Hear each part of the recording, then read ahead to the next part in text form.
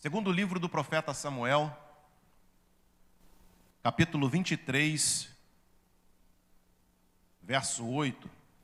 Estes, pois, são os nomes dos principais guerreiros de Davi: Josebe-Basebete, o Taquimonita. Este foi o líder do conhecido grupo dos os três. E armado apenas com sua lança, enfrentou 800 inimigos e os matou numa batalha. Olha para mim aqui. Deus dá instrumentos para nós que parecem ser improváveis para que nós vençamos. Aqui está destinado aqui, na verdade, delatado aqui, melhor dizendo, os valentes de Davi.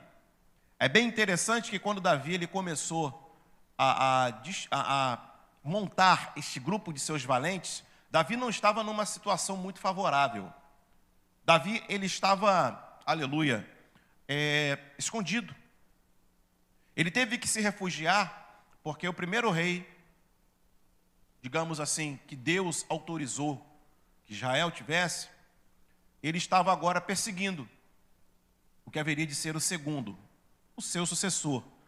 Saul estava querendo matar Davi a todo custo, e Davi ele teve que se refugiar.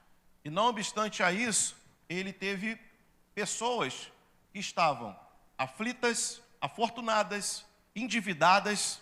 Se você pegar a listagem das qualidades dessas pessoas, um pouco mais atrás você vai ver que pessoas que se enquadram em situações que eu e você talvez estamos passando hoje em dia, eram esses que foram buscar refúgio num homem de Deus, um escolhido de Deus, que poucos sabiam, né?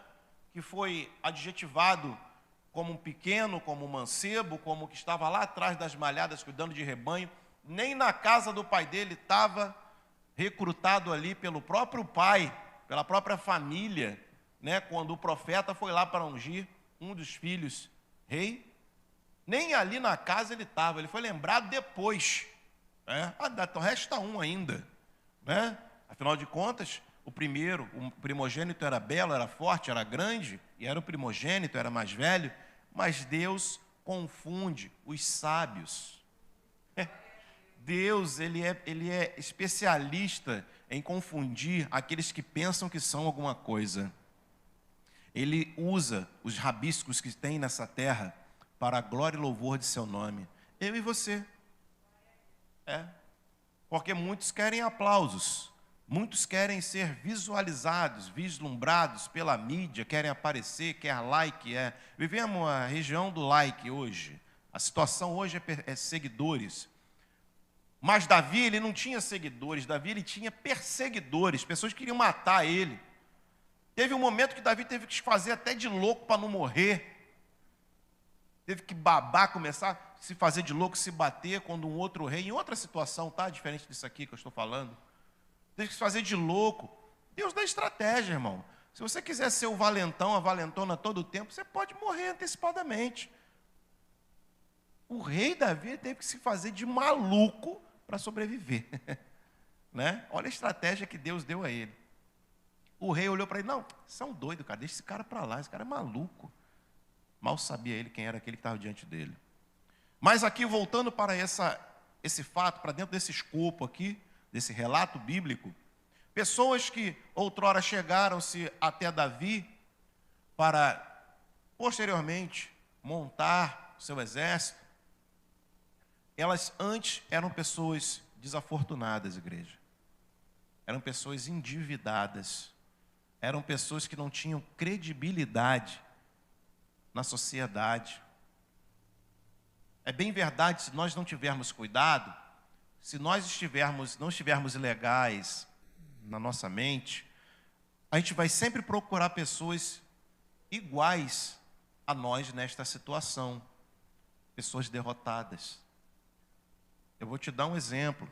Você já reparou que pessoas, quando elas estão infelizes num determinado local, ela começa a recrutar pessoas para jogar contra aquele lugar, contra aquela situação? Faz isso.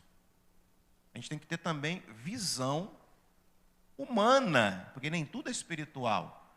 Tem questões que são comportamentais. A gente tem que ter esse zelo. Aqui é diferente. Eles estavam fugindo para se manter vivos. Mas existem pessoas derrotadas em si mesmo, que estão recrutando mais pessoas para se tornar como elas, derrotadas. Mas Davi, ele tinha convicção de quem ele era em Deus. E as pessoas que foram se chegar até ele, a começar naquela caverna, a caverna de Adulão, ele sabia que eram pessoas que se encontravam na mesma situação que ele. E automaticamente foi feito ali um ajuntamento, um recrutamento, e dali começou a surgir os valentes de Davi. É bem verdade que muitos que entraram pela porta aqui da eclésia chegaram da mesma forma que esses tais. E hoje, o próprio Deus te recrutou para um grande exército que marcha sobre a terra que Deus criou. Éramos desafortunados, desesperançados, infelizes, no mínimo triste. E hoje Deus nos tornou mais que vencedores novamente. O seu Espírito, com alegria oriunda do Senhor, aleluia, que nos fortalece, colocou em nosso rosto aquilo que traz formosura a qualquer face, um sorriso sincero, verdadeiro. Porque muitos são aqueles que forçam barra para sorrir. E por dentro está amargo, chorando, seco. Mas o Espírito Santo de Deus, que existe em nós, este sim nos fortalece a cada dia, a cada momento, nos dá o fôlego de esperança para que a gente não desista e prossigamos, aleluia, na vida. Verso 9. Depois de Eleazar, Eleazar filho de Dodô, neto de Aui, um dos 3 guerreiros que estavam com Davi quando desafiaram os filisteus, que haviam se juntado para a guerra, enquanto o povo de Israel se retirava. Preste atenção no verso 10. Ele manteve-se firme e lutou bravamente com os filisteus, até que a sua mão adormeceu e ficou grudada à espada. Naquele dia, Yahvé operou portentosa vitória, e o exército retornou para onde Eleazar estava, mas somente para se apoderar dos despojos de guerra. Igreja, ele manteve-se firme e lutou bravamente contra os filisteus, até que sua mão adormeceu e ficou grudada à espada. Irmão, esse microfone aqui é pesado. Tem hora que eu tenho que mudar, como agora, porque cansa aqui no cotovelo. É pesado, ainda bota 2 pilhas grandes dentro. Você imagina uma espada e o cara fazendo movimentos para lutar, para que seus opositores sucumbissem.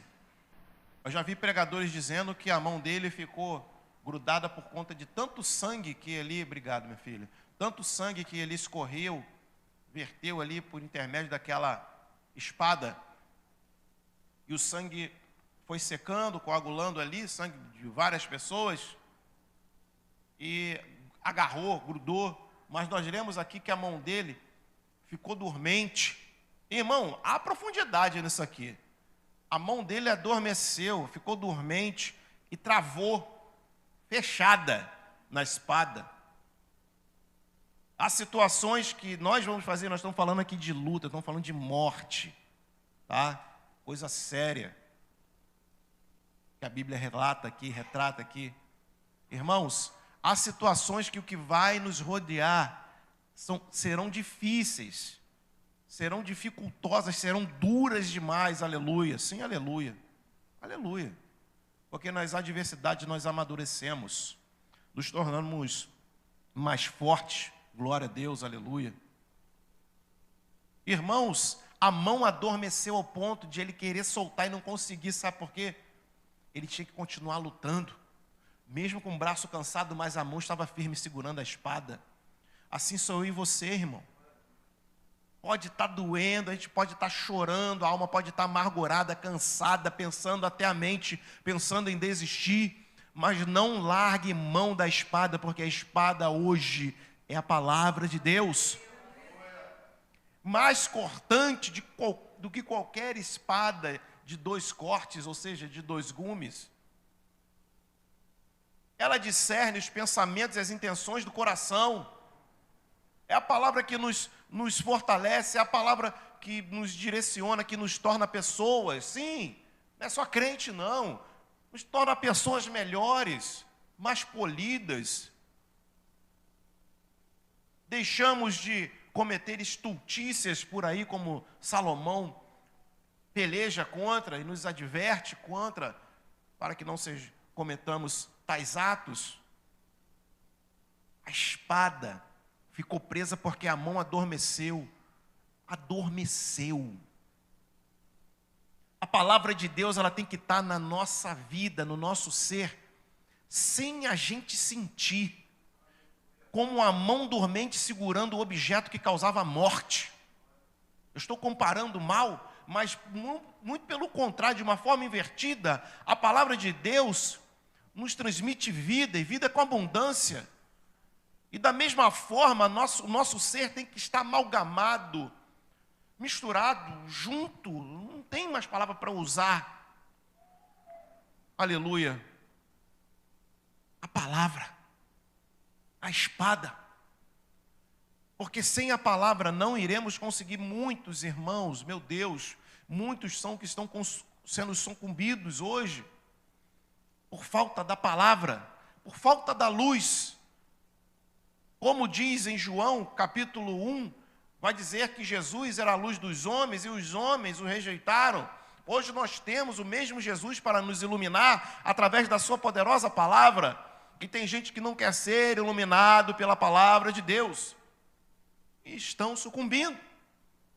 Pobre, rico, grandes e pequenos estão sucumbindo por falta de luz, por falta da palavra. Eram desafortunados. E esse aqui, dentro de um grupo grande dos valentes, aleluia, existiam 3 mais valentes que os valentes de Davi. Esse era um deles, irmão. Quem sabe não é você para sustentar e manter sua família de pé? Mais valente do que todos?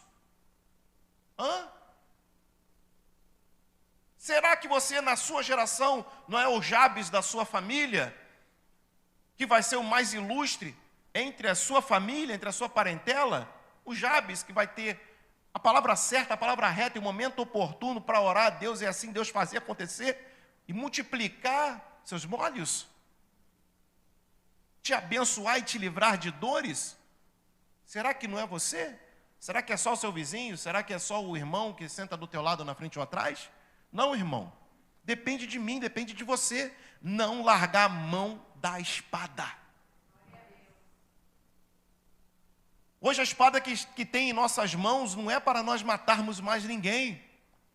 É para pleitearmos contra o inimigo e suas astutas ciladas, a sagacidade que o diabo tem contra a vida do crente, que professa sua fé em Jesus, aleluia, que tem certeza, como Davi tinha, que ele iria vencer, que ele iria romper.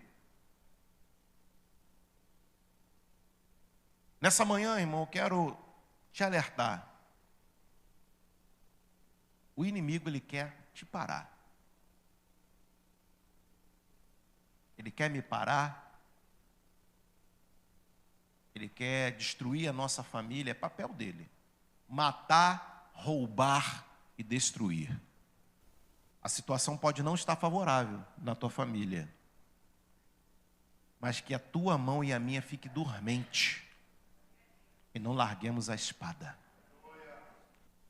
A palavra é a base de tudo. A palavra de Deus é a base de tudo em nossas vidas. Até em locais onde Jesus não é professado como Senhor e Salvador, existe uma Bíblia ainda aberta. Eles sabem o poder da palavra e muitos crentes já se esqueceram. Acha que poder é visibilidade, e Davi estava escondido numa caverna. acha que poder é seguidores. Mas o que mais fez a igreja crescer, pulando agora para o Novo Testamento, não foram os seguidores. Foi perseguidores. Isso não é novo, igreja. Isso vai continuar. No último livro, o livro do Apocalipse, João vai relatar em uma de suas visões, aleluia, que ele viu uma mulher com dores de parto. E debaixo havia um animal, um ser com a boca aberta, esperando para quando aquela criança nascesse, ele devorasse aquela criança. Ah, irmão, você pensa que o diabo vai ficar de braços cruzados? Eu não falo no nome do diabo em vão, irmão. Eu não tenho respeito também por ele não, mas não fico também fazendo como jargão, como muitos pregadores fazem por aí para terminar a sua fala, não. Eu falo para que você entenda. Você tem que falar o nome para que as pessoas entendam. O diabo ali não vai ficar de braços cruzados, irmãos, deixando a gente adorar livremente. Não, irmão. Ele é sagaz. Ele é astuto. E uma das suas qualidades, será que ele tem alguma, mas vamos dizer assim, é ter paciência. Ele só está ao nosso derredor esperando somente nós darmos uma pequena brecha, uma pequena fissura, para ele entrar e nos tragar, nos devorar, acabar com tudo. Será que a gente vai dar esse mole para ele? Não vamos, né? Porque primeiro, a priori, os anjos do Senhor, o poder de Deus está mais perto de nós do que ele que está ao derredor. O Senhor está ao nosso redor nos guardando, igreja. Era necessário pregar isso aqui. Muito necessário pregar isso para vocês hoje. Hoje eu estourei o tempo. Mas para que nós venhamos entender que seja a luta qual for, seja espiritual, a maioria das lutas são espirituais. Não, mas é meu pai, não, mas é meu irmão, já está cascudo, está velho e continua com a mesma briguinha de sempre, a mesma picuinha. Ah, é meu filho que não quer adorar a Deus, é não sei quem. Ah, é minha tia de longe. Ah, é a porta que não se abre. Irmão, o inimigo não usa poste nem parede, irmãos. A nossa luta, olha só, vamos falar de outra forma que eu acabei de falar, biblicamente. A nossa luta não é contra carne nem sangue. É contra principados e potestades na região do invisível, no ar, irmão. É espiritual, se manifesta no natural. O inimigo ele vai usar situações e pessoas, infelizmente. E pessoas que estão próximas de nós. Seja família, parentela, amigos, irmãos, na fé. Vai usar, irmão. Você vai largar a mão da espada? Sim ou não? Amém. Foi fraco o seu não, mas amém. Vai largar a mão da espada, mesmo? Não. Amém, irmão. É assim. Porque num grande exército, o comandante, o sargento que está lá, ou aquele cabo bem velho, ele fala de forma enérgica. O cara é comandado até pela mulher dele. A mulher dele que manda nele em casa. Mas na frente da tropa, irmão, ele é o cara que fala alto. E nós que estamos sendo ali direcionados, a gente tem que falar mais alto que ele na nossa resposta. Amém? Quer ver? Vocês querem entender como é que é? Vocês vão largar a mão da espada? Não! É isso que é um grande exército. Isso aí. Não, senhor. Não, senhor. Amém, irmãos?